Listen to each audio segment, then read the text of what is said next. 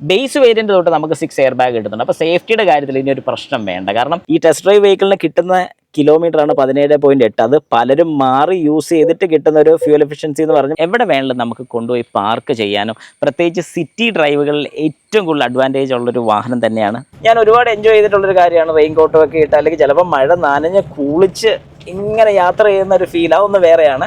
ആ ഒരു ഫീലിലൊക്കെ ഒരുപാട് യാത്ര ചെയ്തിട്ടുണ്ട്. പക്ഷേ ഇതിലൊരു പ്രത്യേകതയും കൂടെ ഉണ്ട്. അതായത് ഒരു സ്പെഷ്യൽ ഫാക്റ്റ് ഉണ്ട് ഈ ഒരു വാഹനത്തിൽ. അത് ഞാൻ ഈ ഒരു വീഡിയോയിൽ കാണിച്ചു തരുന്നത്. എനിക്ക് ഒരു സെക്കൻഡ് ഹാൻഡ് വാഹനം നിങ്ങൾ എടുക്കാൻ പ്ലാൻ ചെയ്യുന്നുണ്ടെങ്കിൽ സെക്കൻഡ് ഹാൻഡിലോട്ട് പോവാതെ ഈ പറയുന്ന ഒരു പുതിയ വാഹനം എടുക്കാൻ സാധിക്കും. ഒരു സംശയവും കൂടാതെ ഒരു ബഡ്ജറ്റ് ഫാമിലി വെഹിക്കിൾ ഏതാണെന്ന് ചോദിച്ചു കഴിഞ്ഞാൽ കണ്ണും പൂട്ടി നമുക്ക് പറയാൻ സാധിക്കും ഓൾട്ടോ K10 ആണെന്നുള്ളത്. ഇപ്പം എൻ്റെ കൂട്ടത്തിലുള്ള മാരുതി സുസുക്കിയുടെ ഓൾട്ടോ K10 VXi പ്ലസ് എന്ന് പറയുന്ന ഏറ്റവും ടോപ്പ് വേരിയൻ്റ് ആണ് ഇപ്പോൾ എൻ്റെ കൂട്ടത്തിലുള്ളത്. എന്തുകൊണ്ടാണ് ഇതൊരു ബഡ്ജറ്റ് വെഹിക്കിൾ എന്ന് ഞാൻ പറഞ്ഞതിൻ്റെ കാര്യം, അത് മാത്രമല്ല ഇതൊരു ബഡ്ജറ്റ് ഫാമിലി വെഹിക്കിൾ എന്ന് തന്നെ നമുക്ക് സംശയമില്ലാതെ പറയാൻ സാധിക്കും. ഞാൻ പ്രത്യേകിച്ച് ഒരു ബഡ്ജറ്റ് എന്ന് പറയുമ്പോഴത്തേക്കും ഒരു സാധാരണ ഒരു ഫാമിലിയെ നമുക്കൊന്ന് എടുക്കാം. കാരണം അവരൊരു വാഹനം എടുക്കുന്ന സമയത്ത് അവരുടെ മെയിൻ കാര്യങ്ങളിൽ ഒന്നാണ് ഫ്യൂൽ എഫിഷ്യൻസി അഥവാ മൈലേജ് കിട്ടണമെന്നുള്ളത്. രണ്ടാമത്തെ മെയിൻ കാര്യം എന്ന് പറഞ്ഞാൽ കംഫോർട്ട് സൈഡ്. മൂന്നാമത്തെ മെയിൻ സൈഡ് എന്ന് പറഞ്ഞാൽ റീസെയിൽ വാല്യൂ തന്നെയാണ്. കാരണം നമ്മളൊരു വാഹനം എടുക്കുന്ന സമയത്ത് കൊടുത്തിട്ട് വേറെ എടുക്കുക എന്നുള്ളൊരു പർപ്പസ് മാത്രമല്ല, അല്ലാതെ തന്നെ നമുക്ക് ഈ വാഹനം കൊടുത്തു കഴിഞ്ഞാൽ കൊടുത്തതിൻ്റെ അടുത്തെങ്കിലും പൈസ തിരിച്ചു കിട്ടണം എന്നുള്ളൊരു ആഗ്രഹമാണ് കൂടുതലും പേര് നോക്കുന്നത്. അങ്ങനെ നോക്കാനാണെങ്കിൽ നിങ്ങൾക്ക് ഏറ്റവും ബെസ്റ്റ് ഒരു വാഹനമാണ് ഈ കാണുന്ന ഓൾട്ടോ K10. ഈ വാഹനത്തിൻ്റെ കംപ്ലീറ്റ് റിവ്യൂ ആണ് ഇന്ന് ഞാൻ ഈ ഒരു വീഡിയോയിൽ പറയാൻ വേണ്ടി പോകുന്നത്. അത് മാത്രമല്ല ഇതിലൊരു പ്രത്യേകതയും കൂടെ ഉണ്ട്. അതായത് ഒരു സ്പെഷ്യൽ ഫാക്റ്റ് ഉണ്ട് ഈ ഒരു വാഹനത്തിൽ. അത് ഞാൻ ഈ ഒരു വീഡിയോയിൽ കാണിച്ചു തരുന്നത്. എനിക്ക് എല്ലാവർക്കും welcome back to my channel MG Auto Explorer. അപ്പോൾ നമുക്ക് സ്റ്റാർട്ട് ചെയ്യാം. ഏതായാലും ഫസ്റ്റ് നമ്മൾ സാധാരണ പറയുന്ന പോലെ തന്നെ നമുക്ക് ഫ്രണ്ടിൽ നിന്ന് അങ്ങ് തുടങ്ങാം. ഹെഡ്ലൈറ്റ് അസംബ്ലി നമുക്ക് കാണാൻ സാധിക്കും. ഹാലജൻ ആണ് വരുന്നത്. അതുകൊണ്ട് തന്നെ നമുക്കത് മാറ്റി LED ആക്കാൻ സാധിക്കും എന്നുള്ളതാണ് ഇതിൻ്റെ ഏറ്റവും വലിയൊരു അഡ്വാൻറ്റേജ്. പാർക്ക് ലൈറ്റും ഹാലജനാണ്, അതുപോലെ തന്നെ ഇൻഡിക്കേറ്റർ ബൾബും ഹാലജനാണ്. ഇതെല്ലാം നമുക്ക് LED ആക്കാൻ സാധിക്കും. ആവശ്യമുള്ളവർക്ക് താഴെ കൊടുത്തിരിക്കുന്ന വാട്സ്ആപ്പ് നമ്പറിൽ എനിക്ക് മെസ്സേജ് ഇടാൻ സാധിക്കും. ഇതിൻ്റെ ഡീറ്റെയിൽസ് ഞാൻ തരുന്നതായിരിക്കും. അതായത് LED ആക്കണമെന്നുണ്ടെങ്കിൽ തൊട്ട് താഴോട്ട് വരുമ്പോൾ നമുക്ക് ഹണികോമിൻ്റെ ഗ്രിൽസ് ആണ് ഇവിടെ കാണാൻ സാധിക്കുന്നത്. അതിൻ്റെ തൊട്ട് താഴെ ഒരു എയർ ഡാം കാണാൻ സാധിക്കും. ഒരു കിഡ് പ്ലേറ്റ് പോലെ കാണിക്കുന്ന ഒരു ഫീലും കൂടെ നമുക്കിവിടെ താഴെ കിട്ടുന്നുണ്ട്. ഫ്രണ്ടിൽ നിന്ന് കാണുമ്പോൾ ഏതായാലും വലിയ ഗുമ്മായിട്ടുള്ള ഒന്നും പറയാനില്ല, എല്ലാം നോർമൽ ടൈപ്പ് തന്നെയാണ്. ഇനി നമുക്ക് സൈഡിലോട്ട് വരാം. ഫ്രണ്ടിൽ നിന്ന് പറയാൻ വേണ്ടി ഒരു കാര്യം കൂടി ഞാൻ എടുത്ത് പറയാം. നമുക്ക് ഫോഗ് ലാംപ്സോ കാര്യങ്ങളൊന്നും ഇവിടെ കൊടുക്കാൻ വേണ്ടിയുള്ള പ്രൊവിഷൻ കമ്പനി പ്രൊവൈഡ് ചെയ്തിട്ടില്ല. പിന്നെ അഡീഷണൽ ആയിട്ട് ഏതെങ്കിലുമൊക്കെ രീതിക്ക് നിങ്ങൾക്ക് ഫിറ്റ് ചെയ്യാന്നല്ലാതെ വേറെ മാർഗ്ഗമൊന്നുമില്ല. സൈഡിലോട്ട് വരുന്ന സമയത്ത് 145 80 613 ആണ്. അതുപോലെ തന്നെ ഈ വീൽ കപ്പിൻ്റെ ഡിസൈനിൽ ഒരു പ്രത്യേകതയുണ്ട്. ഇവിടെ നമുക്കൊരു ഹണികോമിൻ്റെ ഡിസൈനാണ് കാണുന്നത്. കാണാൻ നല്ല രസം നമുക്കിവിടെ ഫീൽ ചെയ്യുന്നുണ്ട്. അതുപോലെ തന്നെ ഇൻഡിക്കേറ്റേഴ്സ് നമുക്ക് ഫെൻഡറിൽ തന്നെയാണ് വരുന്നത്. അതിൻ്റെ അർത്ഥം ഈ പറയുന്ന മിറേഴ്സിൽ അല്ല വരുന്നത്. അതുപോലെ തന്നെ ഓട്ടോ ഫോൾഡിങ്ങോ ഇലക്ട്രിക്കലി അഡ്ജസ്റ്റ്മെൻറ്റോ കാര്യങ്ങളോ ഒന്നും തന്നെ ഈ മിറേഴ്സിൽ വരുന്നില്ല. മാനുവലായിട്ട് മാത്രം നമുക്കിത് അഡ്ജസ്റ്റ് ചെയ്യാൻ സാധിക്കത്തുള്ളൂ. ഏതായാലും ഈ വാഹനം നമുക്ക് തന്നിരിക്കുന്ന ഇൻഡസ് മോട്ടോഴ്സ് ആണ്. അവരുടെ ഒരു വലിയ ലോഗോ ഇവിടെ കൊടുത്തിട്ടുണ്ട്. എന്തെങ്കിലും ആവശ്യം ഉണ്ടെങ്കിലോ പുതിയ വാഹനം എടുക്കണമെന്നുണ്ടെങ്കിൽ ഇവരുടെ നമ്പർ ഞാൻ ഡിസ്ക്രിപ്ഷൻ ബോക്സിൽ കൊടുത്തേക്കാം. ജസ്റ്റ് ഒന്ന് കോൺടാക്ട് ചെയ്യാം. അതുപോലെ തന്നെ ഡോർ ഹാൻഡിൽസ് എല്ലാം വരുന്നത് നമുക്ക് പെയിൻറ്റഡ് ടൈപ്പാണ്. ഞാൻ പറഞ്ഞായിരുന്നു ഇത് VXi പ്ലസ് ആണ് നമുക്ക് കിട്ടുന്നത്. പില്ലേഴ്സിൽ കളേഴ്സ് ഒന്നും വരുന്നില്ല, അതായത് ബ്ലാക്ക് മാറ്റ് സ്റ്റിക്കേഴ്സ് ഒന്നും വരുന്നില്ല. ഇത് നമുക്ക് വേണമെങ്കിൽ ഒട്ടിക്കാൻ സാധിക്കും. ഇത് രണ്ടും മാറ്റ് ആക്കി കഴിഞ്ഞാൽ ഇത്രയും ഭാഗം കാണാൻ നല്ല രസം ഉണ്ടായിരിക്കും. K10 നിങ്ങൾ യൂസ് ചെയ്യുന്നുണ്ടെങ്കിൽ ഈ പറഞ്ഞൊരു പരിപാടി ചെയ്തിട്ടുണ്ടെങ്കിൽ ജസ്റ്റ് ഒന്ന് കമൻറ്റും കൂടെ ഇടുക. അതുപോലെ തന്നെ ബാക്കിലോട്ട് വരുന്ന സമയത്ത് ഫ്യൂൽ ലിഡ് കാണാം. ബാക്കിൽ നമുക്ക് ഡ്രം ബ്രേക്കാണ് കിട്ടുന്നത്. ഫ്രണ്ടിൽ നമുക്ക് ഡിസ്ക് ബ്രേക്കുമാണ് കിട്ടുന്നത് ഈ ഒരു വാഹനത്തിൽ. ഇനി ബാക്കിലത്തെ പോർഷനിലോട്ട് വന്നാൽ ഈ ഒരു ടെയിൽ ലൈറ്റ് കാണാൻ സാധിക്കും. ഒരു വെറൈറ്റി ഡിസൈൻ ആണെന്ന് തന്നെ പറയാം. നമുക്ക് LED കാര്യങ്ങളൊന്നും തന്നെ ഇല്ല, എല്ലാം ഹാലജനാണ് വരുന്നത്. റിവേഴ്സ് ബൾബ് ഇവിടെ സിംഗിൾ മാത്രമാണ് വരുന്നത്, അതായത് ഒറ്റ റിവേഴ്സ് ബൾബേ വരുന്നുള്ളൂ. ഇവിടെ ഒരു ഡെമ്മി പോർഷനാണ് വരുന്നത്. ഇതൊക്കെ കോസ്റ്റ് കട്ടിങ്ങിൻ്റെ ഒരു വലിയ ഭാഗങ്ങളിലൊന്നാണ്. കാരണം ഈ ഒരു വാഹനത്തിൻ്റെ ബേസ് വേരിയൻ്റ് അഥവാ സ്റ്റാൻഡേർഡ് തൊട്ടാണ് തുടങ്ങുന്നത്. സ്റ്റാൻഡേർഡ്, LXi, VXi പ്ലസ് അങ്ങനെ 4 വേരിയൻസ് ഈ വാഹനം അവൈലബിൾ ആണ്. സ്റ്റാൻഡേർഡ് ഞാൻ ഒരു കാരണവശാലും റെക്കമെൻഡ് ചെയ്തില്ല, വേറൊന്നും കൊണ്ടല്ല, അതിനകത്ത് ഒന്നും തന്നെ നമുക്ക് ആവശ്യമുള്ളതില്ല. അറ്റ്ലീസ്റ്റ് നിങ്ങൾ എടുക്കുകയാണെന്നുണ്ടെങ്കിൽ LXi എങ്കിലും മിനിമം എടുക്കണം. LXi തൊട്ട് തന്നെ നമുക്ക് നല്ല രീതിക്കുള്ള ഓഫേഴ്സ്, അതായത് ഏകദേശം 4,32,000 സംതിങ് ആണ് ഇതിൻ്റെ ഓൺ റോഡ് പ്രൈസ് വരുന്നത്. അപ്പം ചെറിയൊരു എമൗണ്ട് ഒന്നുമല്ല. 4,32,000 എന്ന് പറയുമ്പോഴത്തേക്കും ഒരു സെക്കൻഡ് ഹാൻഡ് വാഹനം നിങ്ങൾ എടുക്കാൻ പ്ലാൻ ചെയ്യുന്നുണ്ടെങ്കിൽ സെക്കൻഡ് ഹാൻഡിലോട്ട് പോവാതെ ഈ പറയുന്നൊരു പുതിയ വാഹനം എടുക്കാൻ സാധിക്കും. അതിൻ്റെ ഗുണം എന്താണെന്ന് ചോദിച്ചു കഴിഞ്ഞാൽ വാറണ്ടി കിട്ടുന്നുണ്ട്. എന്ത് കംപ്ലയിൻറ്റ്സ് വന്നാലും നമുക്കത് റെക്ടിഫൈ ചെയ്യാൻ പറ്റുമെന്നൊരു ഓപ്ഷനുണ്ട്. അതുപോലെ തന്നെ E20യുടെ ഒക്കെ പ്രശ്നങ്ങൾ ഇപ്പം നടക്കുകയാണ്. അങ്ങനെയൊക്കെ വരുമ്പോൾ എന്ത് ഉണ്ടെങ്കിലും നിങ്ങളൊരു പുതിയ വാഹനം എടുക്കുന്നതായിരിക്കും നല്ലതെന്ന് ഞാൻ സജസ്റ്റ് ചെയ്യും. ഓക്കെ, ഇനി ഈ വാഹനത്തിലോട്ട് വരികയാണെങ്കിൽ നമുക്കിവിടെ ഒരു ഓൾട്ടോയുടെ ലോഗോ കാണാൻ സാധിക്കും. തൊട്ട് താഴെ K10 എന്ന് കൊടുത്തിട്ടുണ്ട്. നമുക്കിപ്പോൾ ഓൾട്ടോ K10 ആണ് ഇപ്പോൾ നമ്മുടെ കൂട്ടത്തിലുള്ള. ഏതായാലും ഇനി ബൂട്ട് സ്പേസ് നോക്കാം. അതിന് മുമ്പായിട്ട് വൈപ്പേഴ്സ് വരുന്നില്ല, ഹൈ മൗണ്ട് സ്റ്റോപ്പ് ലാമ്പ് കിട്ടുന്നുണ്ട്, ആൻറ്റിന ഇവിടെ കിട്ടുന്നില്ല, ഫ്രണ്ടിൽ നമുക്ക് ആൻറ്റിന വരുന്നുണ്ട്. അതുപോലെ തന്നെ ബൂട്ട് ഓപ്പൺ ചെയ്യാൻ വേണ്ടി നമുക്ക് 2 ഓപ്ഷൻസ് വരുന്നുണ്ട്. ഫ്രണ്ടിലൊരു ലിവറും വരുന്നുണ്ട്, അതുപോലെ തന്നെ കീ യൂസ് ചെയ്തും തുറക്കാൻ സാധിക്കും. ഇതിൻ്റെ കീ ആണ് നമ്മൾ ഈ കാണുന്നത്. കീയിൽ നമുക്ക് ലോക്ക് ആൻഡ് അൺലോക്ക് വരുന്നുണ്ട്. ഏതായാലും ഞാൻ കീ ഇട്ട് തന്നെ അങ്ങോട്ട് ഓപ്പൺ ചെയ്യുകയാണ്. യെസ്, അപ്പോൾ അത്യാവശ്യം ഇപ്പോൾ കുളമാക്കി വെച്ചിരിക്കുകയാണ്. ഇത് 214 ലിറ്റർ സ്പേസ് ആണ് ഇവിടെ നമുക്ക് ബൂട്ട് സ്പേസ് കിട്ടുന്നത്. റിയർ സീറ്റ് 60/40 അല്ല, ഒറ്റ ഇതായിട്ട് നമുക്ക് വേണമെങ്കിൽ ഫോൾഡ് ചെയ്തിടാനുള്ള ഓപ്ഷൻ ഉണ്ട്. ഇങ്ങനെ ഫോൾഡ് ചെയ്യണമെങ്കിൽ ഫോൾഡ് ചെയ്തിട്ട് കഴിഞ്ഞാൽ പിന്നെ നമുക്ക് ബൂട്ട് സ്പേസ് ഇവിടെ കൂടുകയാണ് ചെയ്യുന്നത്. പാർസൽ ട്രേ ഇതിൻ്റെ കൂട്ടത്തിൽ അവൈലബിൾ ആണ്, ഇപ്പോൾ മാറ്റി വെച്ചിരിക്കുകയാണ്. ഇതിൻ്റെ കൂട്ടത്തിൽ പാർസൽ ട്രേയും വരുന്നുണ്ട്. ഇനി നമുക്ക് വാഹനത്തിനകത്തോട്ടൊന്ന് കയറാം. ഇതിൽ എനിക്കൊരു പോരായ്മയായിട്ട് തോന്നിയിട്ടുള്ള, അല്ലെങ്കിൽ കുറച്ചുകൂടെ ഒന്ന് ഓക്കെ ആകാം എന്ന് തോന്നിയിട്ടുള്ള ഒരേ ഒരു കാര്യം ഈ ഗ്രൗണ്ട് ക്ലിയറൻസ് മാത്രമാണ്. 167 mm ആണ് ഇതിൻ്റെ ഗ്രൗണ്ട് ക്ലിയറൻസ് വരുന്നത്. അത് ഒരു നെഗറ്റീവ് സൈഡായിട്ട് എനിക്ക് പറയാനുള്ളത്, അല്ലെങ്കിൽ ഒരു മോശം, അല്ലെങ്കിൽ ഇച്ചിരി നന്നാകാനും തോന്നിയതിൻ്റെ കാര്യം, അത്യാവശ്യം ഒരു 4 പേര് കയറി കഴിയുമ്പോൾ ഈ വാഹനം ഇച്ചിരി ഒന്ന് താഴും, അന്നേരം ഗ്രൗണ്ട് ക്ലിയറൻസ് കുറയും. ആ ഒരു കാര്യം മാത്രം ഒരു നെഗറ്റീവായിട്ട് എടുത്ത് പറയാനുള്ളൂ. ബാക്കിയുള്ള ഒന്നും നെഗറ്റീവില്ല. അതുപോലെ തന്നെ ഈ കീ സിലിണ്ടർ ഇവിടെ കൊടുത്തിരിക്കുന്നത് ഓക്കെയാണ്, നേരത്തെ തൊട്ട് നമ്മൾ കണ്ടുവന്നൊരു രീതി തന്നെയാണ്. പക്ഷേ ഇതൊക്കെ ഒന്ന് മാറ്റം വരുത്താമായിരുന്നു. എന്നാലും പിന്നെയും ഈ പ്രൈസിലോട്ട് വരുന്ന സമയത്താണ് നമുക്ക് ബഡ്ജറ്റ് ഫ്രണ്ട്ലി വാഹനം എന്ന് പറഞ്ഞു കഴിഞ്ഞാൽ ഇതാണ്. ഓക്കെ, അപ്പോൾ നമുക്ക് ഏതായാലും ബാക്കി കാര്യങ്ങൾ നോക്കാം. ഡോർ പാഡുകളിലൊന്നും ഒരു രീതിക്കുള്ള മാറ്റം ഒന്നുമില്ല, ആസിറ്റീസ് അതുപോലെയൊക്കെ തന്നെയാണ്. അത് കഴിഞ്ഞ് വാഹനത്തിനകത്തോട്ട് കയറി കഴിഞ്ഞാൽ നമുക്ക് AC വെൻറ്റ് കാണാൻ സാധിക്കും. അതുപോലെ തന്നെ താഴെ വേറെ സ്വിച്ചസോ കാര്യങ്ങളോ ഒന്നും അഡീഷണൽ ആയിട്ട് കൊടുത്തിട്ടില്ല. ഹെഡ്ലൈറ്റ് ഹൈറ്റ് അഡ്ജസ്റ്റ് ചെയ്യാൻ വേണ്ടിയിട്ടുള്ള ഇതൊരു ലിവറാണ് വരുന്നത്, ജസ്റ്റ് തിരിച്ചാൽ മതി. ഒരു കേബിൾ യൂസ് ചെയ്താണ് ഇത് വർക്ക് ചെയ്യുന്നത്. അതുപോലെ തന്നെ താഴെ നമുക്ക് ഹുഡ് ഓപ്പൺ ചെയ്യാൻ വേണ്ടിയുള്ള ലിവറും കാണാൻ സാധിക്കും. അത് കഴിഞ്ഞ് ഇങ്ങോട്ട് വരുന്ന സമയത്ത് ക്ലസ്റ്റർ മീറ്റർ കാണാൻ സാധിക്കും. ഫുള്ളി ഡിജിറ്റൽ ക്ലസ്റ്റർ മീറ്ററാണ് നമുക്കിവിടെ വരുന്നത്. ഈ ഒരു ക്ലസ്റ്റർ മീറ്റർ നമ്മൾ പലരും ശ്രദ്ധിച്ചിട്ടുണ്ടായിരിക്കും, നമ്മുടെ എസ്പ്രസോയിൽ വരുന്ന ആ സെയിം ടൈപ്പ് ക്ലസ്റ്റർ മീറ്ററാണ് ഇവിടെ വരുന്നത്. ഫുള്ളി ഡിജിറ്റലാണ് കൊടുത്തിരിക്കുന്നത്. നമ്മുടെ ലൈറ്റ്സും കാര്യങ്ങളൊക്കെ, വാർണിംഗ് ലൈറ്റ്സ് ഒക്കെ സൈഡിൽ കാണാം. റിമൈൻഡേഴ്സ് ഇവിടെ കൊടുത്തിട്ടുണ്ട്, സീറ്റ് ബെൽറ്റിൻ്റെയൊക്കെ, അതുപോലെ തന്നെ ഫ്യൂവലിൻ്റെയൊക്കെ നമുക്ക് കാണാൻ സാധിക്കും. അതുപോലെ തന്നെ എയർ ബാഗ് യൂണിറ്റ് നമുക്ക് കാണാം. ഈ ഒരു വാഹനത്തിൻ്റെ ഏറ്റവും വലിയൊരു പ്രത്യേകത എന്ന് പറഞ്ഞു കഴിഞ്ഞാൽ 6 എയർ ബാഗ് സ്റ്റാൻഡേർഡ് ആയിട്ട് തന്നെ എല്ലാ വേരിയൻസിലും കിട്ടുന്നുണ്ട്. നല്ലൊരു കാര്യമാണ്, കാരണം സേഫ്റ്റിയുടെ സൈഡാണ് കൂടുതൽ മാരുതിയുടെ കൺസേൺ പറഞ്ഞുകൊണ്ടിരുന്നത്. എന്നാൽ ഇപ്പോൾ ആ ഒരു കാര്യം കൂടെ മാറി കിട്ടിയിട്ടുണ്ട്. 6 എയർ ബാഗ്സ് നമുക്കിവിടെ കിട്ടുന്നുണ്ട്, അതും സ്റ്റാൻഡേർഡ് ആയിട്ട് തന്നെ. ഈ പറയുന്നൊരു VXi ആയതുകൊണ്ട് തന്നെയാണ് നമുക്കിവിടെ സ്മാർട്ട് പ്ലേ സ്റ്റുഡിയോ കിട്ടുന്നത്. ടച്ച് സ്ക്രീനാണ്, ഭയങ്കര ഫീച്ചേഴ്സ് ഒന്നും ഇതിനകത്ത് വരുന്നില്ല. എന്നാൽ അത്യാവശ്യം നമുക്ക് വേണ്ട യൂസർ ഫ്രണ്ട്ലി ആയിട്ടുള്ള കാര്യങ്ങളൊക്കെ വരുന്നുണ്ട്. ആവറേജ് ഫ്യൂൽ എഫിഷ്യൻസി ഇപ്പോൾ ഇതിനകത്ത് കാണിക്കുന്ന 17.8 ആണ്. ഇതൊരു ടെസ്റ്റ് ഡ്രൈവ് വെഹിക്കിളാണ്, നിങ്ങൾ ഓർത്തോണം. ഈ ടെസ്റ്റ് ഡ്രൈവ് വെഹിക്കിളിന് കിട്ടുന്ന കിലോമീറ്ററാണ് 17.8. അത് പലരും മാറി യൂസ് ചെയ്തിട്ട് കിട്ടുന്ന ഒരു ഫ്യൂൽ എഫിഷ്യൻസി എന്ന് പറയുമ്പോൾ അത് ചെറിയൊരു കാര്യം ഒന്നുമല്ലെന്ന് നമുക്ക് ഉറപ്പിച്ച് പറയാൻ സാധിക്കും. അതുപോലെ തന്നെ നമുക്കിവിടെ ആൻഡ്രോയിഡ് ഓട്ടോയും ആപ്പിൾ കാർപ്ലേയും നമുക്ക് കിട്ടുന്നുണ്ട്. അത് വയർഡ് ആയിട്ടാണ് കിട്ടുന്നത്, വയർലെസ് കിട്ടത്തില്ല, വയർഡ് ആയിട്ടാണ് നമുക്കിവിടെ കിട്ടുന്നത്. FM കാര്യങ്ങളൊക്കെ നോർമലായിട്ട് വരുന്ന എല്ലാം, അതിൻ്റെ എല്ലാം കൺട്രോൾസ് നമുക്ക് വേണ്ട ഇവിടെ സ്റ്റിയറിംഗിൽ തന്നെ മൗണ്ട് ചെയ്തിട്ടുണ്ട്. അതുപോലെ തന്നെ ഹെഡ്ലൈറ്റിൻ്റെ സ്വിച്ച് നമുക്ക് കാണാൻ സാധിക്കും, വൈപ്പേഴ്സിൻ്റെ കൺട്രോൾസും കാണാൻ സാധിക്കുന്നുണ്ട്. തൊട്ട് താഴോട്ട് വരുന്ന സമയത്ത് നമുക്ക് പവേർഡ് ഗ്ലാസസ് ആണ് ഇവിടെ കിട്ടുന്നത്. അതായത് വിൻഡോ ഗ്ലാസസ് പവേർഡ് ആണ് വരുന്നത്, ഇലക്ട്രിക് ആണ് വരുന്നത്. ഡോറിലൊന്നും ഒരു രീതിക്കുള്ള സ്വിച്ചസോ കാര്യങ്ങളോ ഒന്നുമില്ല, എല്ലാം ഇവിടെ തന്നെയാണ് വരുന്നത്. അതുപോലെ തന്നെ ഹസാർഡ് സ്വിച്ച് നമുക്കിവിടെ കാണാൻ സാധിക്കും. തൊട്ട് താഴെ വരുന്ന സമയത്ത് AC-യുടെ കൺട്രോൾസ്, AC-യുടെ പൊസിഷൻസിൻ്റെ കൺട്രോൾസ് ഇവിടെ കാണാൻ സാധിക്കും. ടെമ്പറേച്ചർ എത്രത്തോളം ഹീറ്റ് വേണം എന്നുള്ളത് കൺട്രോൾ ചെയ്യും, കോൾഡ് ആക്കാനും നോർമൽ ടെമ്പറേച്ചർ ആക്കാനും ഒക്കെ ഉള്ള കൺട്രോൾസ് ഇവിടെ വരുന്നുണ്ട്. AC-യുടെ സ്വിച്ച് ഇവിടെയാണ് വരുന്നത്. അതുപോലെ തന്നെ ഇൻസൈഡ് ഔട്ട്സൈഡ് സർക്കുലേഷൻ ഇവിടെ കൊടുത്തിട്ടുണ്ട്. ബ്ലോവർ ഫാൻ്റെ സ്പീഡ് കൊടുത്തിട്ടുണ്ട്. തൊട്ട് താഴെ USB-യും ഓക്സിലറിയും കിട്ടുന്നുണ്ട്. ഈ ഒരു മോഡലിൽ നമുക്കത് കിട്ടുന്നുണ്ട്. അതുപോലെ തന്നെ 12 വോൾട്ട് 120 വാട്ട്സിൻ്റെ ഒരു ഔട്ട്പുട്ട് കിട്ടുന്നുണ്ട്. ഇവിടെ ഒരു ചെറിയ സ്റ്റോറേജ് ഏരിയ കിട്ടുന്നുണ്ട്. 2 കപ്പ് ഹോൾഡേഴ്സ് വരുന്നുണ്ട്.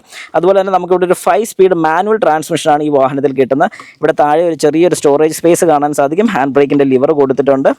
നമ്മുടെ 2 സീറ്റ് ബെൽറ്റിൻ്റെയും കൊടുത്തിട്ടുണ്ട്. അതുപോലെ തന്നെ നമ്മുടെ ഇൻസൈഡ് റിയർ വ്യൂ മിററിൽ ഒരു രീതിക്കുള്ള അഡ്ജസ്റ്റ്മെൻറ്റും വരുന്നില്ല, ജസ്റ്റ് കൈകൊണ്ട് അഡ്ജസ്റ്റ് ചെയ്യാമെന്ന് മാത്രമല്ല. മാനുവലി ഡിമ്മിങ് ഫീച്ചേഴ്സോ കാര്യങ്ങളോ ഒന്നും തന്നെ ഇല്ല. മൈക്ക് ഇവിടെ കൊടുത്തിട്ടുണ്ട്, നമ്മുടെ ഇൻഫർടൈൻമെൻറ്റ് സിസ്റ്റത്തിൻ്റെയാണ്. റൂഫ് ലാമ്പ് കൊടുത്തിട്ടുണ്ട്, LED ഒന്നുമല്ല, നോർമൽ ബൾബാണ് കൊടുത്തിരിക്കുന്നത്. ഇവിടെ ഒരു രീതിക്കുള്ള വ്യത്യാസങ്ങളോ കാര്യങ്ങളോ ഒന്നും തന്നെ ഇല്ല. അതുപോലെ തന്നെ നമ്മുടെ കോളിൻ്റെ ഫംഗ്ഷൻസ് എല്ലാം സ്വിച്ചസ് ഇവിടെ താഴെ കൊടുത്തിട്ടുണ്ട്. സീറ്റിൻ്റെ കാര്യം പറയാനാണെങ്കിൽ നമുക്കിവിടെ ഹൈറ്റ് അഡ്ജസ്റ്റ് ചെയ്യാനുള്ള ഓപ്ഷനോ കാര്യങ്ങളോ ഒന്നുമില്ല. റിക്ലൈൻ ചെയ്യാനുള്ള ഓപ്ഷനുണ്ട്. അതുപോലെ തന്നെ ഫ്രണ്ടിലോട്ടും ബാക്കിലോട്ടും അഡ്ജസ്റ്റ് ചെയ്യാൻ വേണ്ടിയുള്ള ഓപ്ഷൻ കിട്ടുന്നുണ്ട്. ഇനിയാണ് ഞാൻ പറഞ്ഞൊരു പ്രത്യേകത പറഞ്ഞു തരട്ടെ. ഈ വാഹനത്തിൻ്റെ അല്ലെങ്കിൽ വേണ്ട എൻജിൻ സൈഡ് പറയുമ്പോൾ ഞാൻ പറഞ്ഞുതരാം, അതിലെ ഒരു ഗുമ്മുള്ളൂ. അപ്പോൾ നമുക്ക് കോ ഡ്രൈവർ സൈഡിലോട്ടൊന്നും ഇരിക്കാം. നമുക്ക് സീറ്റുകളെല്ലാം വരുന്ന ഒരു ഫാബ്രിക് മെറ്റീരിയലാണ്. ഇതിൻ്റെ സൈഡിലൊക്കെ ഒരു ലെതറേറ്റഡ് പോലെ വരുന്നുണ്ടെങ്കിൽ ഇതെല്ലാം കംപ്ലീറ്റ് ഫാബ്രിക് മെറ്റീരിയലാണ് നമുക്ക് കിട്ടുന്നത്. ഏതായാലും അത്യാവശ്യം നല്ല സോഫ്റ്റ് ആണ്. അതുപോലെ തന്നെ നമുക്ക് നല്ല രീതിക്കുള്ള എയർ ഫ്ലോയും കൂടെ കിട്ടുന്നുള്ളതുകൊണ്ട് പെട്ടെന്ന് ഹീറ്റ് ആകുമോ കാര്യങ്ങളോ ഒന്നും നമുക്ക് ഫീൽ ചെയ്യില്ല. നമ്മൾ ആദ്യം ചെയ്യാൻ പോകുന്നൊരു കാര്യം എന്ന് പറഞ്ഞാൽ കയറിയിരിക്കുന്നു, ഗ്ലോ ബോക്സ് തുറക്കുന്നു, ഇവിടെ കാലൊന്ന് മുട്ടി, അപ്പം ചെറുതായിട്ടൊന്ന് ബാക്കിലോട്ടാക്കി. ഓക്കെ, ഇപ്പം വളരെ കംഫർട്ടബിൾ ആയിട്ടാണ് ഞാനിവിടെ ഇരിക്കുന്നത്. ഇവിടെ എനിക്ക് അഡ്ജസ്റ്റ് ചെയ്യാൻ വേണ്ടിയിട്ടുള്ള ഒരു രീതിക്കുള്ള സംഗതി ഇവിടെ ഇല്ല. അതായത് സ്വിച്ചസോ കാര്യങ്ങളൊന്നുമില്ല. പക്ഷേ ഇവിടെ കപ്പ് ഹോൾഡർ കിട്ടുന്നുണ്ട്. എന്തെങ്കിലുമൊക്കെ വല്ലതും വെക്കാനുള്ളൊരു പോർഷൻ ഇവിടെ കിട്ടുന്നുണ്ട്. ഡോർ ഹാൻഡിൽസ്, അതുപോലെ തന്നെ AC വെൻ്റ് എൻ്റെ ഒരു പൊസിഷനിലോട്ട് വെക്കാൻ സാധിക്കും. ഈ മേളിലത്തെ AC വെൻ്റ് എനിക്ക് ഇൻഫർടൈൻമെൻറ്റ് സിസ്റ്റം കൺട്രോൾ ചെയ്യാൻ സാധിക്കുന്നുണ്ട്. ബാക്കിയുള്ളതൊക്കെ ആസ് ഇറ്റ് ഈസ് സെയിം തന്നെയാണ്. മിറേഴ്സോ കാര്യങ്ങളോ ഒന്നും തന്നെ വരുന്നില്ല. ഈ പ്രൈസിന് ഈ മിറർ കൂടെ തരണോ എന്നുള്ള രീതിയിൽ ഒരു ചോദ്യമുണ്ടോ? ഇല്ല. ഓക്കെ, ഇനി എനിക്കിവിടെ കംഫർട്ടബിളായിട്ട് ഇരിക്കാം. ഇനി ബാക്ക് സീറ്റിൻ്റെ കൂടെ നോക്കാം. ഏതായാലും ഈ സൈഡിലത്തെ കോ ഡ്രൈവർ സീറ്റിൻ്റെ എത്രത്തോളമാണ് ഞാൻ ബാക്കിലോട്ട് ഇറക്കിയിട്ടെന്ന് നിങ്ങൾക്ക് വളരെ വ്യക്തമായിട്ട് അറിയാം. ഇവിടെ വളരെ കംഫർട്ടബിളായിട്ട് ഇരിക്കാൻ സാധിക്കും എന്നുള്ളതാണ് ഇതിൻ്റെ ഏറ്റവും വലിയൊരു അഡ്വാൻറ്റേജ്. അതായത് എനിക്കിപ്പോൾ കാല് നീട്ടി വെച്ച് സുഖമായിട്ട് ഇരിക്കാൻ സാധിക്കുന്നുണ്ട്. ഈ ഒരു സീറ്റ് ഞാൻ നിങ്ങളോട് നേരത്തെ പറഞ്ഞതുപോലെ ഒരുപാട് ബാക്കിലോട്ട് ഇറക്കിയിട്ട്, കാരണം എനിക്ക് ഗ്ലോ ബോക്സ് സ്മൂത്തായിട്ട് ഓപ്പൺ ചെയ്യാൻ വേണ്ടി. പക്ഷേ ഇത് കുറച്ചുകൂടെ ഫ്രണ്ടിലോട്ട് കയറ്റിയിട്ട് മര്യാദയ്ക്ക് ഇടാമെന്നുണ്ടെങ്കിൽ നല്ല രീതിക്കുള്ള ലെഗ് റൂമും കിട്ടുന്നുണ്ട്. തൈ സപ്പോർട്ട് ഒരു ഓക്കെ ഫീൽ എന്നേ പറയാൻ പറ്റില്ല. അത്രയും അടിപൊളിയാണെന്ന് ഞാൻ പറയുന്നില്ല. അതുപോലെ തന്നെ ഹെഡ് റെസ്റ്റ് ഇൻ്റഗ്രേറ്റ് ചെയ്ത് വരുന്ന ഹെഡ് റെസ്റ്റാണ് നമുക്കിവിടെ കിട്ടുന്നത്. ഈ കാണാൻ സാധിക്കുന്ന പോലത്തെ ഇത് പോരാ, വളരെ മോശമാണെന്നേ പറയാൻ സാധിക്കത്തുള്ളൂ. അതുപോലെ തന്നെ സീറ്റ് ബെൽറ്റുകളും 3 സൈഡിലും നമുക്ക് അവൈലബിൾ ആണ്. ഇനി നമുക്ക് എൻജിൻ സൈഡിൽ കൂടെ നോക്കാം. വാ,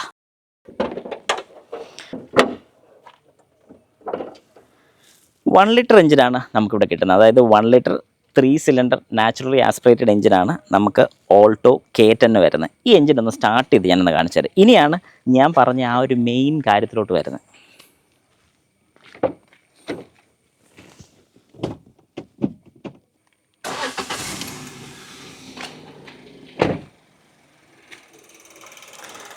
ഇതിപ്പോൾ എന്താ ഇത്ര വലിയ പ്രത്യേകത ഇരിക്കുന്ന വാഹനം? വെറുതെ സ്റ്റാർട്ട് ചെയ്തു, അതിനകത്ത് എന്തെങ്കിലും വലിയ കഥയുണ്ടോ എന്നാണ് നിങ്ങൾ ചിന്തിക്കുന്നതെങ്കിൽ ഇപ്പോൾ ഇതിൻ്റെ വൈബ്രേഷൻസും കാര്യങ്ങളൊക്കെ നിങ്ങൾക്ക് കാണാം. ഒരു 3 സിലിണ്ടറിൻ്റെ നോർമൽ വൈബ്രേഷൻസ് നമുക്കിവിടെ കിട്ടുന്നുണ്ട്. ഇതൊന്നുമല്ല ഞാൻ പറഞ്ഞൊരു കാര്യം. ഈ വാഹനം എത്ര കിലോമീറ്റർ ഓടിയിട്ടുണ്ടെന്ന് നിങ്ങൾക്ക് അറിയോ? വാ, കാണിച്ചു തരാം.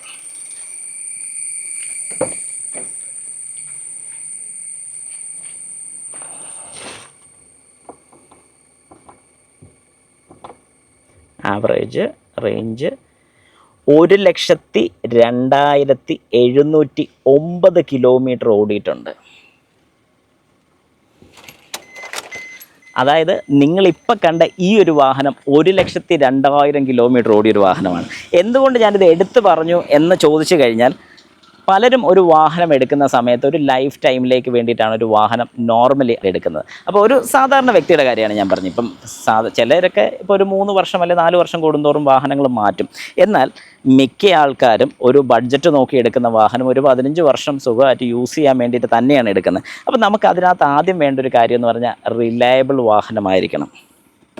അതെ, മാരുതിയുടെ കാര്യത്തിൽ നമുക്ക് ഒരു രീതിക്കുള്ള സംശയം ഇല്ല എന്ന് പറയാൻ പറ്റുന്ന ഒരു കാര്യമാണ് റിലയബിലിറ്റി എന്ന് പറയുന്നത്. കാരണം എവിടെ ചെന്നാലും പാർട്സും സർവീസും കിട്ടും, ആ ഒരു കാര്യത്തിൽ സംശയമില്ല. അതുപോലെ തന്നെ 1 ലക്ഷം ഓടിയ വാഹനം ഏതായാലും വീഡിയോ കാണിക്കാൻ പറ്റിയതിലും എനിക്കൊരുപാട് സന്തോഷമുണ്ട്. കാരണം ഇപ്പോഴും ഈ വാഹനത്തിൻ്റെ എൻജിൻ പെർഫോമൻസും അതിൻ്റെ വൈബ്രേഷൻസും ഒക്കെ നിങ്ങൾക്ക് കൃത്യമായിട്ട് അറിയാൻ സാധിക്കും. 1 ലക്ഷം ഓടിയ ഒരു വാഹനത്തിൻ്റെ ഇതിൻ്റെ ക്ലച്ച് മാറിയിട്ടുണ്ട്, ഇതിൻ്റെ ബാക്കിൽ അതിൻ്റെ ക്ലച്ച് ഇരിപ്പുണ്ട്. അതുപോലെ തന്നെ നിങ്ങൾക്ക് ഞാൻ ഒരു കാര്യം കൂടെ കാണിച്ചു തരാൻ പോലും. ഇപ്പം നമുക്ക് ഈ എക്സോസ്റ്റിൻ്റെ ഒക്കെ ആണെങ്കിൽ തന്നെ കാണുമ്പോൾ വളരെ വ്യക്തമായിട്ട് മനസ്സിലാവും, ഒറ്റ പൈപ്പായിട്ടാണ് പോകുന്നത്. അതായത് അതിൻ്റെ ഹീറ്റിൻ്റെ കാര്യമൊക്കെ മാനേജ് ചെയ്യാനും വാഹനം സ്റ്റാർട്ട് ചെയ്യുന്ന സമയത്ത് നോർമൽ വർക്കിംഗ് ടെമ്പറേച്ചറിലോട്ട് പെട്ടെന്നാകാനും ഒക്കെ വേണ്ടിയിട്ടാണ് അങ്ങനെ ഒരു ഫീച്ചർ കൊടുത്തിരിക്കുന്നത്. അതുപോലെ തന്നെ ഈ വാഹനത്തിൻ്റെ എഞ്ചിൻ വരുന്ന ഡ്യുവൽ VVT വരുന്ന വാഹനമാണ്. ഡ്യുവൽ VVT വരുന്നുണ്ട്, ഡ്യുവൽ ജെറ്റുമാണ് വരുന്നത്. ഡ്യുവൽ VVT എന്താണെന്ന് പറഞ്ഞാൽ 2 വാൽവുകളിലും അല്ലെങ്കിൽ ഇൻലെറ്റ് വാൽവിലും എക്സോസ്റ്റ് വാൽവിൻ്റെയും ക്യാം ഷാഫ്റ്റിൻ്റെ ടൈമിംഗ് അനുസരിച്ച് അതിന് ചെറിയ രീതിക്കുള്ള ഫോർവേഡും റിട്ടാർഡും ചെയ്യാൻ സാധിക്കും. അതായത് അഡ്ജസ്റ്റ്മെൻറ്റ്സ് ചെയ്യാൻ സാധിക്കും. അതുപോലെ തന്നെ ഡ്യുവൽ ജെറ്റ് എന്ന് ഉദ്ദേശിക്കുന്നത് 2 ഇഞ്ചക്ടേഴ്സ് വെച്ച് ഓരോ സിലിണ്ടറിൽ വരുന്നുണ്ട്. പണ്ടൊക്കെ നമുക്ക് ഒരു ഫ്യൂവൽ ഇഞ്ചക്ടർ, അതായത് പെട്രോൾ ഇഞ്ചക്ട് ചെയ്യാൻ വേണ്ടി യൂസ് ചെയ്യുന്ന ഇഞ്ചക്ടേഴ്സ് ഒരെണ്ണം വെച്ചാണ് ഓരോ സിലിണ്ടേഴ്സിലോട്ടും വന്നുകൊണ്ടിരുന്നത്, അഥവാ ഓരോ മാനിഫോൾഡിലോട്ടും പൊയ്ക്കൊണ്ടിരുന്നത്. എന്നാൽ ഇവിടെ 2 ഇഞ്ചക്ടേഴ്സ് വെച്ച് വരുന്നുണ്ട്. അതുകൊണ്ട് തന്നെ പെർഫോമൻസിൻ്റെ കാര്യത്തിലാണെങ്കിലും മൈലേജിൻ്റെ കാര്യത്തിലാണെങ്കിലും എല്ലാം നമുക്ക് നല്ല രീതിക്കുള്ളൊരു ഗുമ്മ് കിട്ടുന്നുണ്ട്. അതുകൊണ്ട് തന്നെ ഈ വാഹനത്തിന് കമ്പനി ക്ലെയിം ചെയ്യുന്ന 23.9 മൈലേജ് കിട്ടുന്നു എന്നാണ് കമ്പനി പറയുന്നത്. പക്ഷേ എങ്ങനെയാണല്ലോ നോർമൽ ഡ്രൈവിൽ നമുക്കൊരു 18 ഒക്കെ, സിറ്റി ഡ്രൈവ്സിലൊക്കെ ആണെങ്കിൽ ഒരു 17-18 വരെയൊക്കെ സുഖമായിട്ട് കിട്ടും.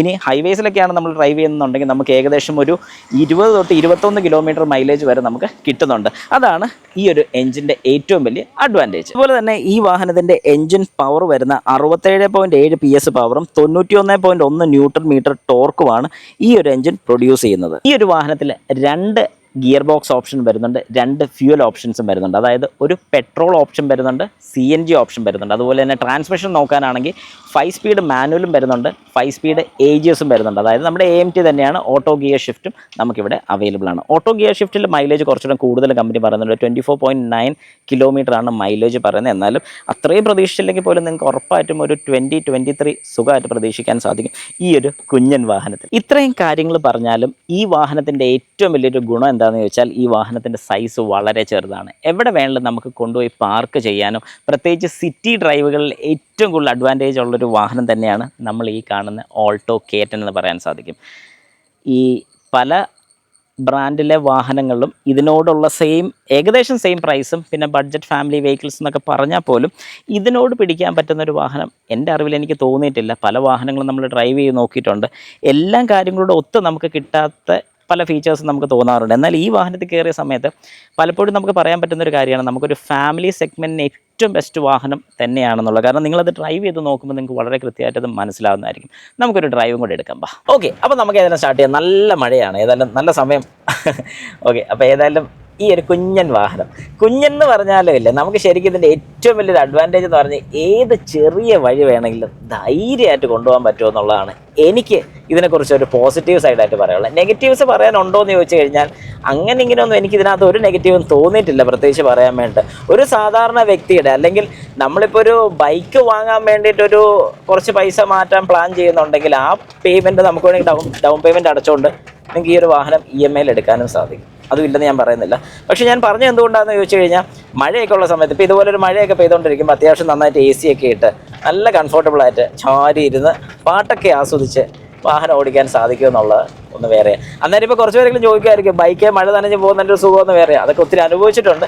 എന്നാലും ഇപ്പോൾ കുറച്ചുകൂടെ കംഫർട്ടബിളായിട്ട് എനിക്ക് തോന്നുന്നൊരു കാര്യം ഇതുപോലെ തന്നെയാണ്. കാരണം ഒരു സ്ഥലത്തോട്ട് ചെന്ന് കഴിഞ്ഞ് പിന്നെ റെയിൻ കോട്ടൊക്കെ ഊരി ആ ഒരു ബുദ്ധിമുട്ടൊക്കെ വെച്ച് നോക്കുമ്പോഴത്തേക്കും കുറച്ചുകൂടെ കംഫർട്ടബിളായിട്ട് എനിക്ക് തോന്നുന്നുണ്ട്. ഞാൻ ആരെയും കുറ്റം പറഞ്ഞതല്ല, ഞാൻ എൻ്റെ ഒരു സൈഡ് പറഞ്ഞാണ്, എൻ്റെ ഒരു വ്യൂ ആണ് ഞാൻ പറഞ്ഞത്. കാരണം പണ്ടൊക്കെ ഞാൻ ഒരുപാട് എൻജോയ് ചെയ്തിട്ടുള്ളൊരു കാര്യമാണ് റെയിൻ കോട്ടൊക്കെ ഇട്ട് അല്ലെങ്കിൽ ചിലപ്പോൾ മഴ നനഞ്ഞ് കുളിച്ച് ഇങ്ങനെ യാത്ര ചെയ്യുന്ന ഒരു ഫീൽ, അതൊന്ന് വേറെയാണ്. ആ ഒരു ഫീലിലൊക്കെ ഒരുപാട് യാത്ര ചെയ്തിട്ടുണ്ട്. പക്ഷേ ഇപ്പം എനിക്ക് തോന്നുന്നു നമ്മളിപ്പോൾ മുമ്പോട്ട് പോകുന്നതോറും പ്രായമൊക്കെ കൂടി വരുമ്പോഴേക്കും ഇതുപോലെ കംഫർട്ടബിളായിട്ടൊക്കെ യാത്ര ചെയ്യണം എന്ന് ആഗ്രഹിക്കുന്ന ഒരു ഫാമിലി ആയിട്ടുള്ളൊരു വ്യക്തി, മീൻസ് ഒരു ഫാമിലി ബേസ്ഡ് ആൾക്കാർക്കൊക്കെ വളരെ സുഖമായിട്ട്, ഫാമിലി ബേസ്ഡ് തന്നെ മാത്രമല്ല ഇപ്പോൾ സിംഗിൾ ഡ്രൈവ്സൊക്കെ, അതായത് വെറുതെ ബൈക്കൊക്കെ ഓടിച്ചുകൊണ്ട് പോകുന്ന ഒരാൾക്ക് സുഖമായിട്ട് എടുക്കാൻ സാധിക്കുന്ന ഒരു വാഹനം തന്നെയാണ് ഇതെന്ന് ഞാൻ പറയും. നമ്മുടെ സ്ഥിരം കയറ്റം ഒന്ന് കയറുകയാണ്, ഹിൽ ഹോൾഡ് അസിസ്റ്റോ കാര്യങ്ങളോ ഒന്നുമില്ല. അതുകൊണ്ട് ബ്രേക്ക് ചവിട്ടിയിട്ട് കാലെടുത്താൽ നേരെ പുറകോട്ട് പോകും. ആ കാര്യമൊക്കെ നിങ്ങളൊന്ന് മനസ്സിൽ വെച്ചോണം. ഓക്കെ, ഇതുപോലെ ഒരു കയറ്റമൊക്കെ കയറും. പക്ഷേ 3 സിലിണ്ടറിൻ്റെ ഒരു രീതിക്കുള്ള ബുദ്ധിമുട്ടോ വൈബ്രേഷൻസോ അങ്ങനെ ഇങ്ങനെ ഒന്നും തന്നെ ഫീൽ ചെയ്യത്തില്ല. അത് എനിക്ക് തോന്നുന്നു ഇതൊരു ഡ്യുവൽ ജെറ്റ് എഞ്ചിൻ ആയതുകൊണ്ടാണ് നമുക്ക് ആ ഒരു പ്രശ്നങ്ങളൊന്നും ഫീൽ ചെയ്യാത്തത്. എങ്ങനെ ഈ ഒരു പ്രൈസ് കിട്ടുന്നു എന്ന് ചോദിച്ചാൽ എനിക്കും സത്യം പറഞ്ഞാൽ അറിയില്ല. കാരണം ഈ ഒരു പ്രൈസിൽ ഇത്രയും നല്ലൊരു വാഹനം പ്രത്യേകിച്ച് ഡ്രൈവ് ചെയ്യാനോ ഒരു രീതിക്കുള്ള ബുദ്ധിമുട്ടുമില്ല, ചെറിയ വഴിയിലൊക്കെ വളരെ സിമ്പിളായിട്ട് തന്നെ നമുക്ക് കൊണ്ടുപോകാൻ സാധിക്കും എന്നൊക്കെ ഉള്ളതാണ് ഇതിൻ്റെ ഏറ്റവും വലിയൊരു അഡ്വാൻറ്റേജ്. ഒരു നെഗറ്റീവായിട്ട് എനിക്ക് തോന്നിയൊരു കാര്യം, അല്ലെങ്കിൽ ഇച്ചിരി ഒന്ന് ഓക്കെ ആക്കാമെന്ന് തോന്നിയിട്ടുള്ള ഒരേ ഒരു കാര്യം ഇതിൻ്റെ ഗ്രൗണ്ട് ക്ലിയറൻസ് മാത്രമാണ്. സസ്പെൻഷൻ സൈഡ് ഓക്കെയാണ്. കാരണം ഞാൻ മാരുതിയിൽ ഉണ്ടായിരുന്ന സമയത്ത് തന്നെയാണ് ഈ വാഹനം ഇറങ്ങുന്നത്. അന്നേരം ഈ പറയുന്ന പോലെ ഒരു 2 എയർ ബാഗ് മാത്രം വരുന്നുള്ളൂ. ഇപ്പോൾ എല്ലാത്തിനും സ്റ്റാൻഡേർഡ് 6 എയർ ബാഗ് ആയിട്ടുണ്ട്. അതല്ലാതെ ഇതിന് എൻജിൻ സൈഡോ കാര്യങ്ങൾക്കോ ഒന്നും ഒരു രീതിക്കുള്ള മാറ്റമില്ല. എന്നോട് ഒരുപാട് പേര് ചോദിക്കുന്ന ഒരു കാര്യമാണ് ഒരു ബഡ്ജറ്റ് ഫ്രണ്ട്ലി ഫാമിലി വെഹിക്കിൾ ഏതാണ് എന്ന് ചോദിക്കുന്നത്. അപ്പോൾ അതുകൊണ്ട് തന്നെയാണ് ഈ ഒരു വാഹനം ഞാൻ ഒന്ന് എടുത്ത് വീഡിയോ ചെയ്യാമെന്ന് വിചാരിച്ചതിൻ്റെ കാര്യം. എനിക്കൊന്ന് 2022 തോന്നുന്നു, ഞാൻ കൃത്യമായിട്ട് ഓർക്കുന്നില്ല. ഈ ഒരു വാഹനം ഇറങ്ങിയിട്ടുണ്ടായിരുന്നു, അന്നാണ് ഈ ഒരു വാഹനം ഇറങ്ങുന്നത്, എൻ്റെ കണക്ക് തെറ്റിയില്ലെങ്കിൽ. അപ്പം അന്ന് ഞാൻ ഇതിൻ്റെ ഒരു വീഡിയോ ചെയ്തിട്ടുണ്ട്. കണ്ടിട്ടില്ലാത്തവർക്ക് വേണമെങ്കിൽ അത് കുറേ കൂടെ ഇൻഡെപ്തായിട്ട് പറഞ്ഞിട്ടുണ്ട്. ഇന്ന് ഞാൻ അത്രയും ഇതായിട്ട് പറഞ്ഞിട്ടില്ല, ജസ്റ്റ് ഒന്ന് ഓടിച്ച് പറഞ്ഞ് പോയിട്ടേ ഉള്ളൂ. അപ്പം ഏതായാലും ഓവറോൾ അടിപൊളിയാണ്. ഇനി നമുക്ക് കുറച്ച് ഗട്ടേഴ്സൊക്കെ ഒന്ന് ചാടാം. 1,02,000 കിലോമീറ്റർ ഓടിയതിൻ്റെ ഒരു രീതിക്കുള്ള പ്രശ്നങ്ങളും ഇവൻ നിലവിൽ കാണിക്കുന്നില്ല എന്നുള്ളതാണ് ഇതിൻ്റെ വാസ്തവം. പലപ്പോഴും എനിക്ക് ഫീൽ ചെയ്തിട്ടുള്ളൊരു കാര്യമാണ് 3 സിലിണ്ടർ വാഹനം ഓടിക്കുന്ന സമയത്ത് നമുക്ക് പൊതുവെ കുറച്ച് കൂടുതൽ ജെർക്കിങ് സ്റ്റോപ്പ് ചെയ്തിട്ട് എടുക്കുന്ന സമയത്ത് ഫീൽ ചെയ്യാറുണ്ട്. എന്നാൽ ഇവിടെ എനിക്ക് ആ ഒരു പ്രശ്നമൊന്നും ഫീൽ ചെയ്തിട്ടില്ല. നോർമലി നമ്മൾ സാധാരണ ഒരു 4 സിലിണ്ടറൊക്കെ എടുത്ത് പോകുന്ന പോലെ തന്നെ എനിക്ക് തോന്നിയിട്ടുള്ളൂ. പക്ഷേ കയറ്റം കയറുന്ന സമയത്ത്, അത് ഞാൻ ഒന്നുകൂടെ എടുത്ത് പറയുകയാണ്, കയറ്റം കയറുന്ന സമയത്ത് ചെറിയൊരു ജെർക്കിങ് ഫീൽ ചെയ്തിട്ടുണ്ട് കേട്ടോ, ഇല്ലെന്ന് ഞാൻ പറയുന്നില്ല.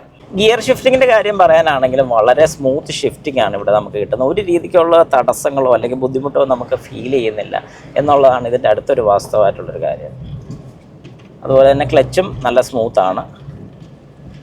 പിന്നെ ഞാൻ എപ്പോഴും പറയുന്നൊരു കാര്യം, നിങ്ങൾ ഈ വാഹനം എടുക്കാൻ പ്ലാൻ ചെയ്യുന്നുണ്ടെങ്കിൽ ഉറപ്പായിട്ടും ഒരു ടെസ്റ്റ് ഡ്രൈവ് എടുത്ത് നോക്കിയിരിക്കണം. ഒരു ടെസ്റ്റ് ഡ്രൈവ് എടുത്തതിന് ശേഷം മാത്രം ഇതെടുക്കാവുള്ളൂ. വേറൊന്നും കൊണ്ടല്ല പറയുന്നത്. ടെസ്റ്റ് ഡ്രൈവ് എടുക്കുമ്പോൾ സമയത്ത് നിങ്ങൾക്കുള്ള സീറ്റിംഗ് പൊസിഷൻ, അതായത് നിങ്ങൾക്ക് ഈ ഒരു സീറ്റിംഗ് പൊസിഷൻ ഓക്കെ ആണോ, കംഫർട്ടബിൾ ആണോ എന്നൊക്കെയുള്ള വളരെ കൃത്യമായിട്ട് അറിയണമെന്നുണ്ടെങ്കിൽ അത് നിങ്ങൾ സ്വന്തമായിട്ട് ഡ്രൈവ് ചെയ്ത് നോക്കണം. അതുകൊണ്ട് ഏത് വാഹനം നിങ്ങൾ എടുക്കാൻ പ്ലാൻ ചെയ്താലും ആദ്യം ആ വാഹനത്തിൻ്റെ ടെസ്റ്റ് ഡ്രൈവ് എടുക്കുക.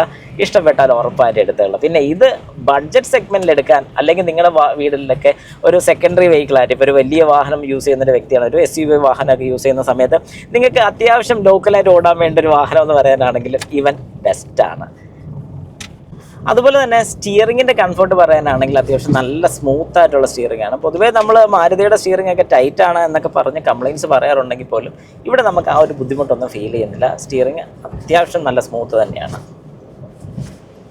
ഇപ്പോൾ ഈ കാണുന്ന ഒരു കുത്തനെയുള്ളൊരു കയറ്റമാണ്. ഇപ്പോൾ ഈ ഒരു കയറ്റമൊക്കെ ആണെങ്കിൽ ഞാൻ ഫസ്റ്റ് ഗിയറിൽ ഏകദേശം ആ ഒരു സെൻറ്റർ പോർഷനിൽ കൊണ്ടുവന്ന് ഞാൻ നിർത്താൻ വേണ്ടി പോവുകയാണ്. ഓക്കെ, അപ്പം ഞാൻ ഈ കയറ്റം ഒരു ബുദ്ധിമുട്ടില്ലാതെ, അതായത് ഹാൻഡ് ബ്രേക്ക് ഒന്നും യൂസ് ചെയ്യാതെ ജസ്റ്റ് ഞാൻ ഇവിടെ കൊണ്ടുവന്ന് ഒന്നുകൂടെ ചവിട്ടി ഒന്നുകൂടെ കയറ്റുകയാണ്. എന്തുകൊണ്ടാണ് ഓൾട്ടോ 800 കഴിഞ്ഞ് മൈലേജ് ഓൾട്ടോ K10, അതായത് പുതിയ മോഡൽ ഓൾട്ടോ K10 കിട്ടുന്നത്? എത്ര പേര് ചിന്തിച്ചിട്ടുണ്ട്? കാരണം 800 എന്ന് പറയുമ്പോഴത്തേക്കും 800 cc വരുന്നുള്ളൂ, ഇത് 1000 cc. അപ്പോൾ 1000 cc എന്ന് പറയുമ്പോൾ മൈലേജ് കുറയേണ്ടതല്ലേ? രണ്ടും 3 സിലിണ്ടർ തന്നെയാണ്. എന്നാൽ ഓൾട്ടോ K10 മൈലേജ് കൂടുതൽ കിട്ടുമെന്ന് പറഞ്ഞാൽ സംശയിക്കേണ്ട ഒരു കാര്യമില്ല. വേറൊന്നും കൊണ്ടല്ല, ഇതിന് പവർ കുറച്ചുകൂടെ കൂടുതലുണ്ട്. ഈ പവർ കൂടാനുള്ളൊരു കാര്യമെന്ന് പറഞ്ഞാൽ ഈ വാഹനത്തിന് ഡ്യുവൽ VVTയും ഡ്യുവൽ ഇഞ്ചക്ടേഴ്സും വരുന്നുണ്ട്. അതായത് ഡ്യുവൽ ജെറ്റാണ് വരുന്നത്. 2 ഇഞ്ചക്ടർ വെച്ച് ഒരു സിലിണ്ടറിൽ വരുന്നുണ്ട്. 2 ഇഞ്ചക്ടർ എന്ന് പറയുമ്പോൾ 2 ഫ്യൂൽ ഇഞ്ചക്ടേഴ്സാണ് ഒരു സിലിണ്ടറിൽ വരുന്നത്. അതുകൊണ്ട് തന്നെ നമുക്ക് ഇനിഷ്യൽ പവർ എപ്പോഴും നല്ല രീതിക്ക് കൂടുതൽ കിട്ടും. ആ ഒരു കാര്യം ഉള്ളതുകൊണ്ട് തന്നെ നമുക്ക് ഗിയേഴ്സ് പെട്ടെന്ന് തന്നെ ഷിഫ്റ്റ് ചെയ്യാനും സാധിക്കുന്നുണ്ട്. ആ ഒരു കാര്യം കൊണ്ട് തന്നെ മൈലേജിൽ നമുക്ക് ഗ്രാജുവലായിട്ട് നല്ല രീതിക്കുള്ള ഔട്ട്പുട്ടും കിട്ടുന്നുണ്ട്. അതുകൊണ്ട് തന്നെയാണ് നമുക്ക് മാരുതി 800 അപേക്ഷിച്ച് മാരുതി ഓൾട്ടോ K10 മൈലേജ് കൂടുതൽ കിട്ടുന്നതിൻ്റെ കാര്യം. ഇനി ഇതിൻ്റെ പ്രൈസ് കൂടെ നോക്കിയാലോ. അതായത് ഞാൻ പറഞ്ഞ പോലെ 3 വേരിയൻസായി ഇപ്പം ഞാൻ പറയുന്നുള്ളൂ: LXi, VXi, VXi plus. LXi variant നിങ്ങൾ എടുക്കാൻ പ്ലാൻ ചെയ്യുന്നുണ്ടെങ്കിൽ കൃത്യ പ്രൈസ് പറയാനാണെങ്കിൽ 4,36,176 രൂപയാണ് ഈ ഒരു വാഹനത്തിൻ്റെ പ്രൈസ് വരുന്നത്. അതിൽ ഇനിയും എന്തെങ്കിലും കൂടെ ഡിസ്കൗണ്ട് കിട്ടാൻ സാധ്യതയുണ്ട്. നിങ്ങൾ എൻക്വയറി നടത്തിക്കോളൂ. ഞാൻ ഡിസ്ക്രിപ്ഷനിൽ ഇവരുടെ കോൺടാക്ട് നമ്പർ കൂടെ കൊടുത്തോളാം. അതുപോലെ തന്നെ VXi എടുക്കാൻ പ്ലാൻ ചെയ്യുന്നുണ്ടെങ്കിൽ 4,93,069 രൂപയാണ് ഇതിൻ്റെ ഓൺ റോഡ് പ്രൈസ് വരുന്നത്. അതുപോലെ തന്നെ VXi പ്ലസ് ഇപ്പം എൻ്റെ കൂട്ടത്തിലുള്ള ഈ ഒരു വാഹനം, അതായത് സ്മാർട്ട് പ്ലേ പ്രോ ഒക്കെ വരുന്ന ഡിസ്പ്ലേയും കാര്യങ്ങളൊക്കെ ഉള്ള മോഡൽ നോക്കാനാണെങ്കിൽ 5,50,170 രൂപയാണ് ഈ ഒരു മോഡലിൻ്റെ പ്രൈസ് വരുന്നത്. ഏതായാലും ഏറ്റവും ടോപ്പ് വേരിയൻ്റ് എടുക്കാനേ ഞാൻ സജസ്റ്റ് ചെയ്തിട്ടുള്ളത്. ആകുമ്പോഴത്തേക്ക് എല്ലാ ഫീച്ചേഴ്സും നമുക്ക് ഇതിനകത്ത് തന്നെ വരുന്നുണ്ട്. ഇപ്പോൾ ഈ പറയുന്ന പോലെ പവർ വിൻഡോസ് ആണെങ്കിലും ഒക്കെ നമുക്ക് ഇതിനകത്ത് കിട്ടുന്നുണ്ട്. അത് ഡ്രൈവർ സൈഡും കോ ഡ്രൈവർ സൈഡും മാത്രം പവർ വിൻഡോസ് കിട്ടുന്നുള്ളൂ. ബാക്ക് സൈഡ് നോർമൽ മാനുവലാണ് നമുക്ക് കിട്ടുന്നത്. എന്താണ് നിങ്ങളുടെ അഭിപ്രായം ഈ വാഹനത്തിനെക്കുറിച്ച്? ഒന്ന് ജസ്റ്റ് കമൻറ്റും കൂടി ഇട്ടേക്ക്.